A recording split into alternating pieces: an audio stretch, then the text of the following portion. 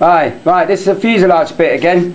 Right, okay, a bit of an in-joke here with me and Mike Parkinson with a comment he left about being it square. That's one, right. Now, the front I've obviously done, like to show these here, put your set squares on the fuses like that, clamp them up, and usually they'll be nice and square to the board. If not, put a few weights on the bottom, it's imperative to be square, 3.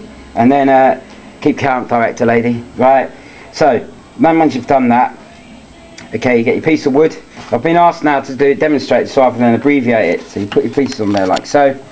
Right, line it up with the uprights. And then underneath, mark it. Usually use a felt because the felt's a lot clearer, obviously, than pencil. Once you've got that there, there's your marks. Cut on the outside of the mark, giving yourself a little chance. Like always say, you know, to say, measure twice and cut once, right?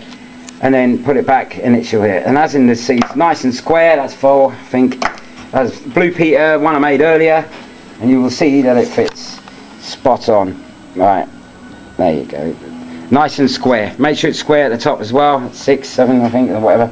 And then obviously, that should be exactly the same as on the bottom because it's a square fuselage. Yes, 8. Right, so yeah, you have them nice and square. That's 9, and so forth.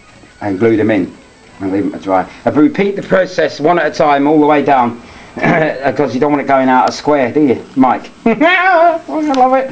Yeah. Anyway, so right, on that crap. Right, the other thing you might have noticed is these bits. Now, I've had a few, discussions with this, heated discussions with a few other builders saying it's A, a waste of time, B, that makes it more weight to the plane, which I refute quite a lot. But like I said before, it's my version of it and nobody else's, so you know what I mean, it's up to each builder. I'm just doing it the way I normally do. Anyway, these are put on obviously to strengthen the uprights and the supports like that.